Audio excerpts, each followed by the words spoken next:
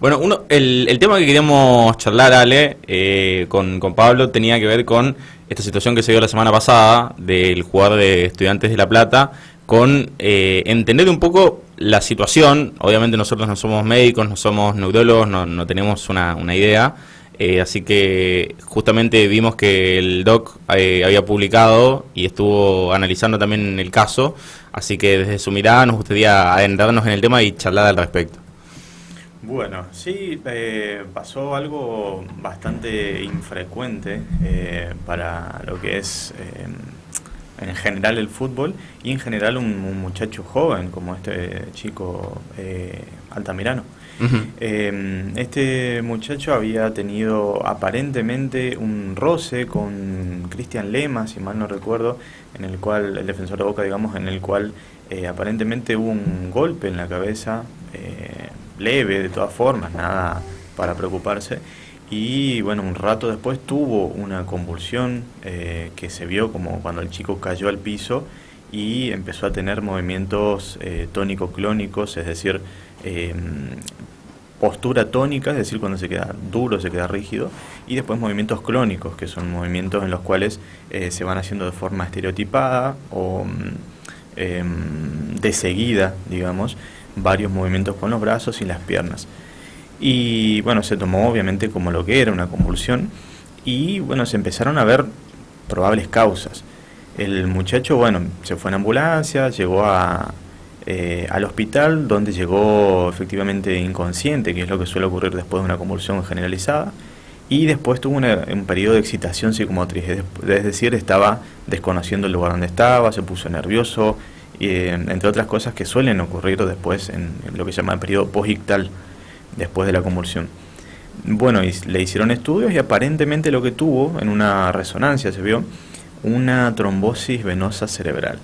La trombosis venosa cerebral es un coágulo, digamos, un trombo, que aparece en los senos venosos del cerebro y justamente ocluye la salida de la sangre a través de las venas justamente, y eso hace que se vaya acumulando rápidamente, y esto genere lo más frecuentemente evidenciable al principio es un dolor de cabeza, que bueno, no se supo nada, por lo menos el chico no había dicho nada, no sé si lo ha tenido o no. Después puede haber una convulsión, que efectivamente es lo que pasó, y después hubo,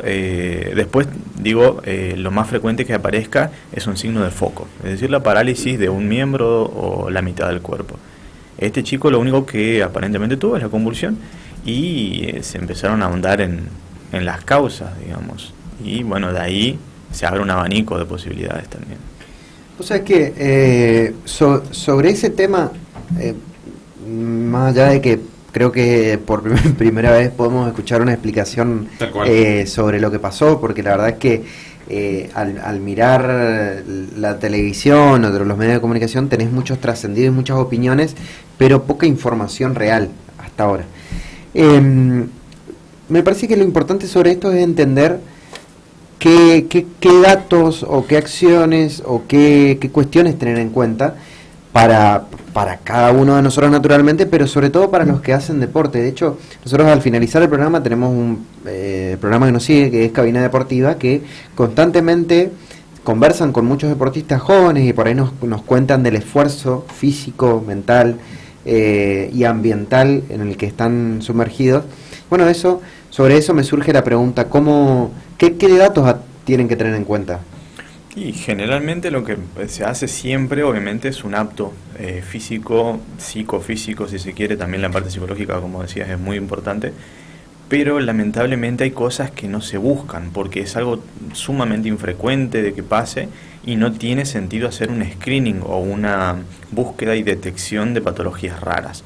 En el caso de este chico, yo creo que se le hace también, si no estoy al tanto, pero creo que se le hace electroencefalograma, que es para detectar justamente convulsiones al principio de que empiecen la práctica deportiva, pero los electroencefalogramas no siempre en una convulsión que es paroxística, es decir, que aparece de vez en cuando, no siempre va a dar positivo. Entonces tranquilamente un electro te puede salir normal y vos tener predisposición a tener convulsiones.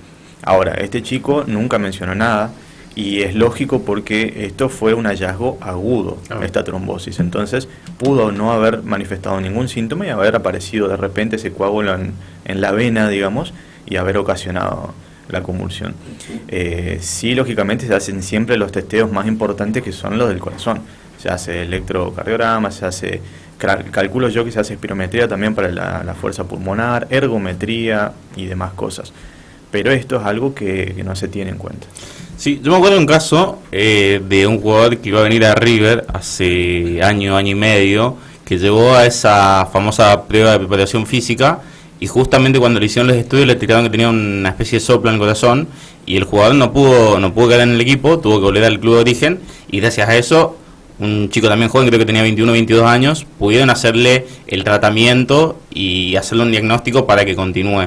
Pero nosotros estamos hablando de fútbol profesional, o sea, imaginémonos una categoría más abajo o en el fútbol local nomás te digo, ¿vos cómo crees que se ve, que se evidencia? Porque capaz en el fútbol del interior pasan muchísimos casos y no nos enteramos. ¿Estamos preparados de la salud deportiva para esas cosas? Y como te digo, es verdad de que ocurren estas cosas, como estábamos hablando fuera de aire, digamos, todos los deportistas que conocíamos nosotros, que fueron casos importantes, que les ha pasado, el de Eriksen, el de Foden en el 2002, si mal no recuerdo, que han tenido paros cardiorrespiratorios, pero son uno en un millón, te diría, no sé si tanto, pero es una característica que es bastante rara, pero sí es verdad que se le hace todos los estudios posibles como para detectar algo. Ahora, hay casos en los que no te puedo decir se pasa, porque ni siquiera uno piensa que pueda haber una patología tan rara como una trombosis del seno venoso en una persona joven masculina encima que es más raro que en mujeres, hacerle sí o sí una resonancia, que encima si no tiene en ese momento la trombosis tampoco la vas a ver. Entonces yo creo que se hace lo que se puede hacer, que es lo más lógico, se hacen todos los estudios que se tienen que hacer para mí, pero esto fue mala suerte, digamos, para el muchacho este. No sé la causa, yo creo que están obviamente en tratativas como para descubrir la causa, que hay varias posibilidades, pero esto no se pudo haber descubierto con los estudios con los que se cuenta, digamos. Por otro lado, que si bien está vinculado a lo que estamos conversando, tiene que ver más con misiones y con la predisposición genética que pueden tener los deportistas o las personas que viven en misiones. Si crees que hay una mayor exposición, por decirte, se ha investigado en una serie de comunidades aquí en la provincia de Misiones, de comunidades aborígenes, donde se encontraron que hay un tipo de patología neuronal, de tipo en realidad de enfermedad poco frecuente, que no se da en ellos. Seguramente al día de hecho las personas que me han informado que están dentro del Ministerio de Salud en la investigación, no hay una causa particular, pero sí es un método, sistema aún sigue en investigación.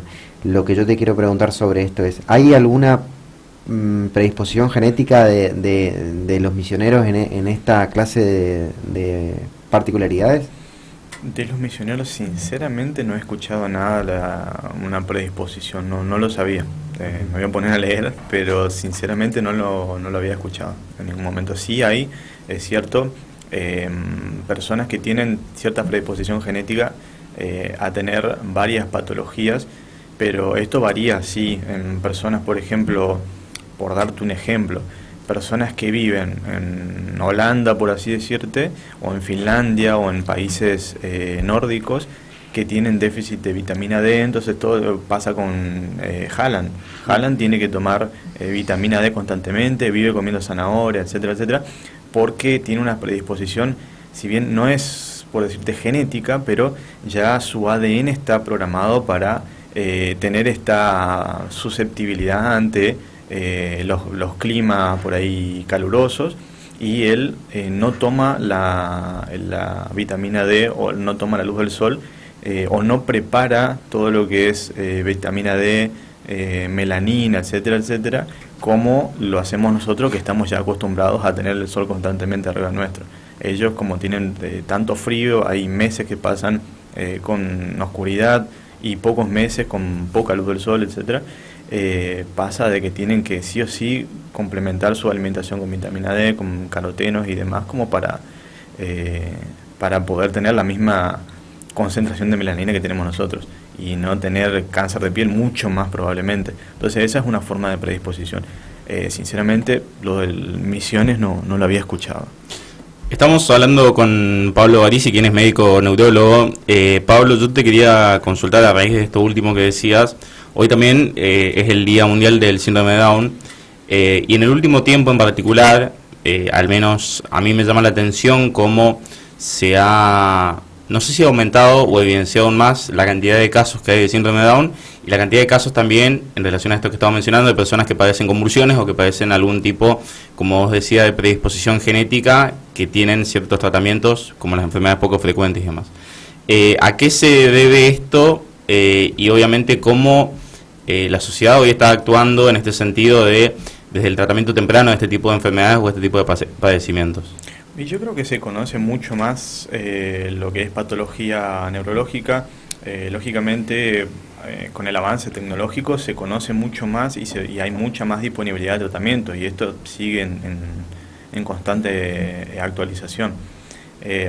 Con respecto a, por ahí, yo te lo digo de mero empirismo, uh-huh. no me he actualizado, por ejemplo, en el tema epidemiológico o demográfico, pero sí veo que socialmente las parejas, por ejemplo, están empezando a tener hijos a una edad más grande, que es uno de los factores de riesgo principales para lo que es el síndrome de Down o un chico con síndrome de Down que nazca cuando la edad materna es mayor. Uh-huh. Entonces veo que se está por ahí dejando pasar mucho tiempo, aunque dejando pasar queda feo, pero están esperando mucho para tener los hijos y suele ocurrir esto, que tengan mayor predisposición.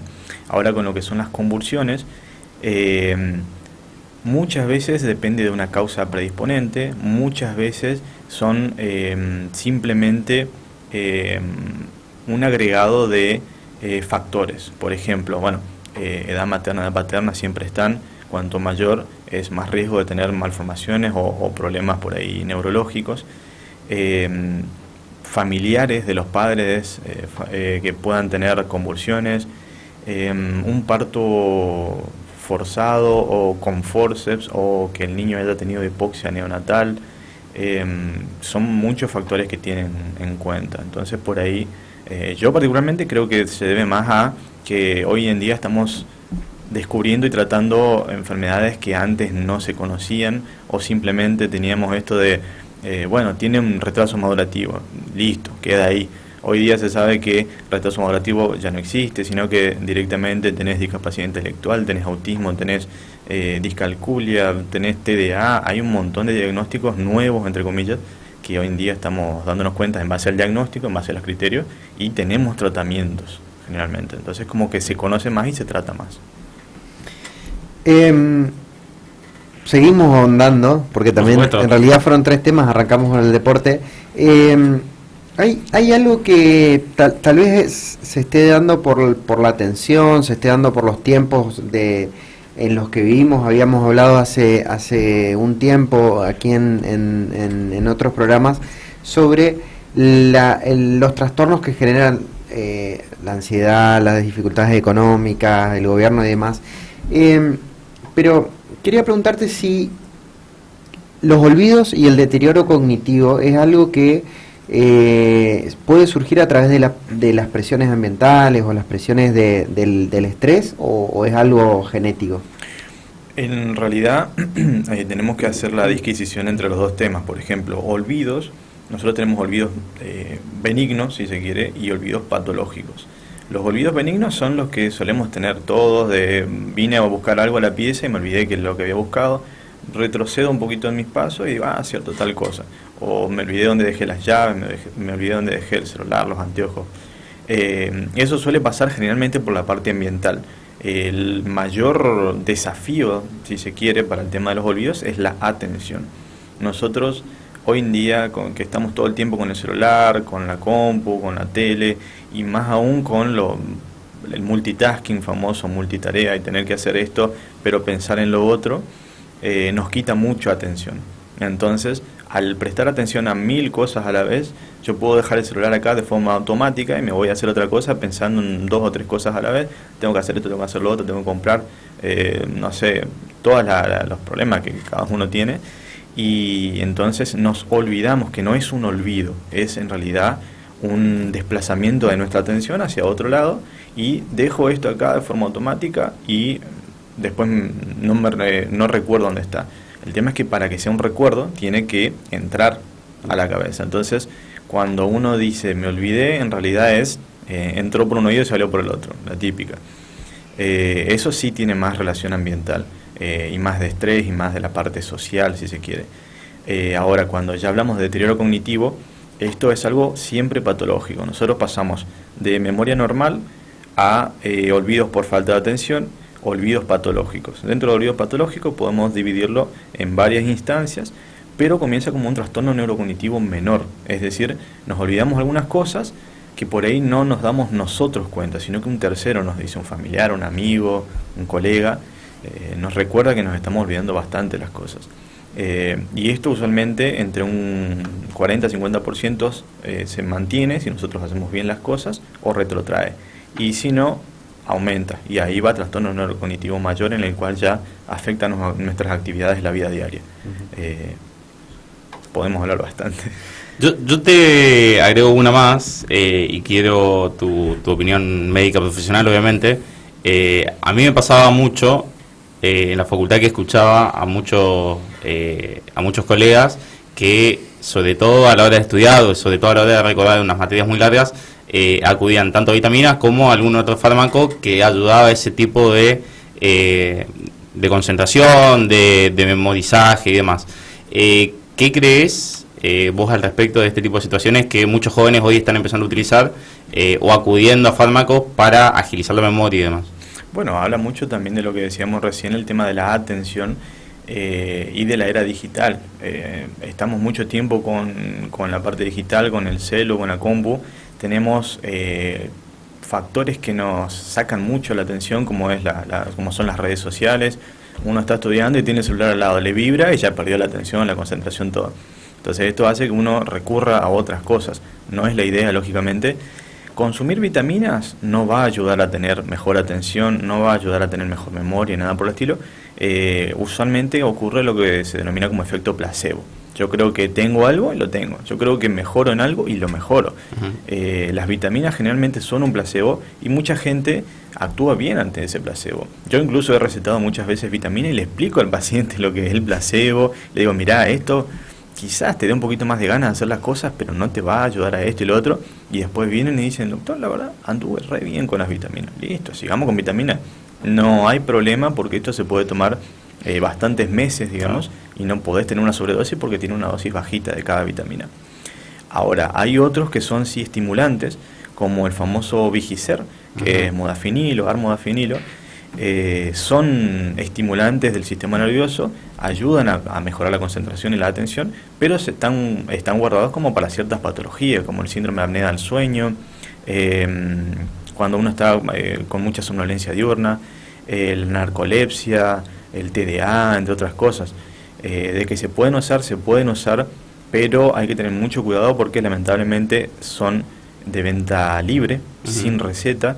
No tendría que ser así porque una sobredosis de esto, y una sobredosis me refiero a 2 pastillas, te puede generar una convulsión, te puede sacar el sueño, te puede desordenar toda tu rutina diaria, y la verdad que es bastante severo si uno se intoxica con eso.